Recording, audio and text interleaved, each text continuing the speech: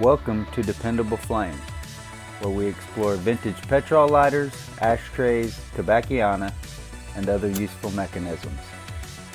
Make yourself at home.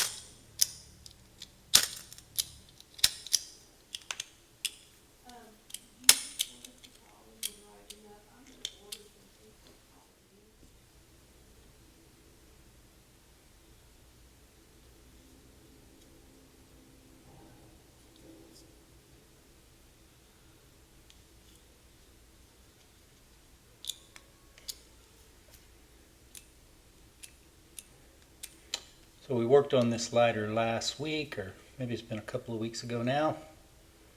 Actually, yeah, it may have been 3 weeks ago now. But when I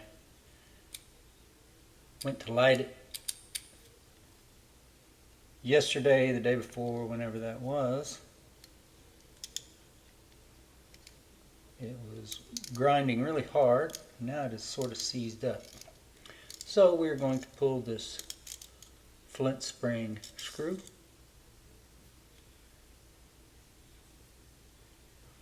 Which definitely looks as though it has been ground upon without a flint at some point in its life. And there's a flint. See some debris. And the flint is wearing a little bit unevenly.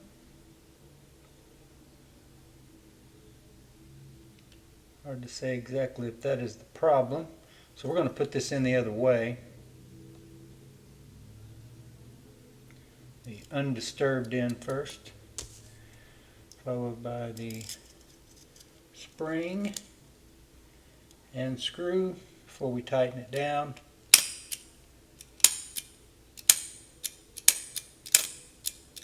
There you can see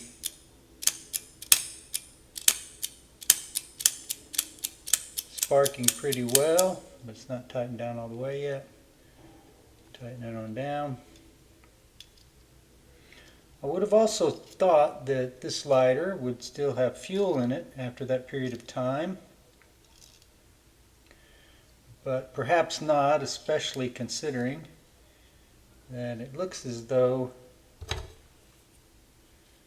the gasket or rubber, I think there was rubber integrated into that groove that then sealed, which I think now it's mostly metal on metal. I could be wrong, it may be that there was never rubber there. Still decent spring tension.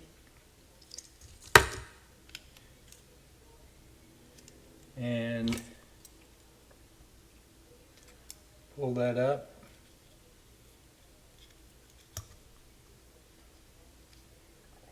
And it definitely doesn't feel wet, so you saw it want to light there when it sparked at first, and then didn't look like it tried to after that, so it could be that that was just the last gasp of fume that was in the tank. We're going to go ahead now and add some fuel to this again.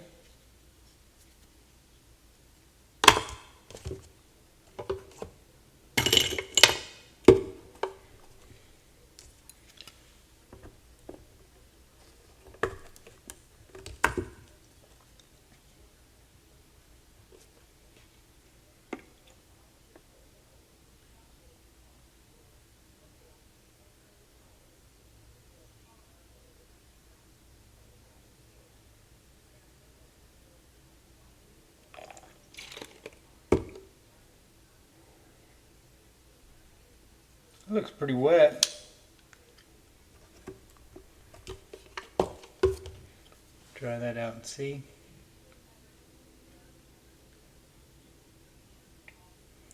This was really just a result of me trying to strike this lighter back up after we got back home last week. And it probably had been longer ago that I had worked on this than I was remembering.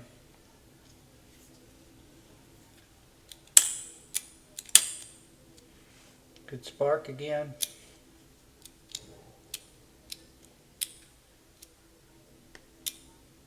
And seizing up already again. Should not be that hard to spark.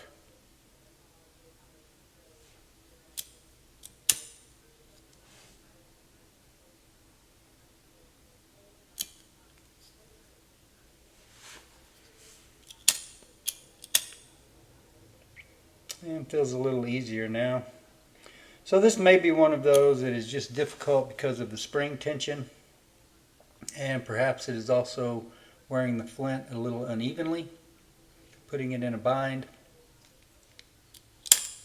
We'll keep messing with it and just see how it behaves for us. I think we can add a little bit more fuel in there.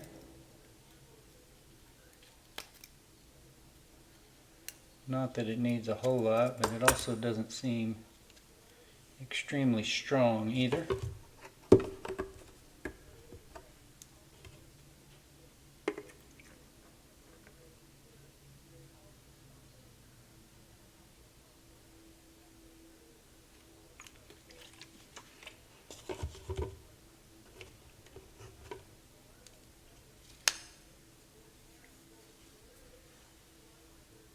Little Petrol fuel on the fingertips.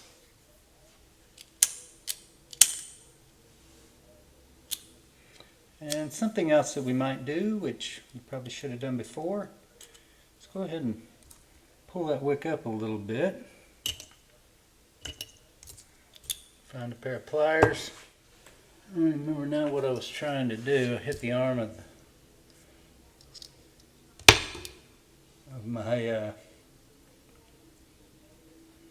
camera support here and sent a couple things flying. So we got that filled back up now, or should have it fueled plenty, if not overly saturated. And that is a much better strike of the flint than we were getting before. That's what I was going to do though. I was getting the pliers to pull that wick up a little bit.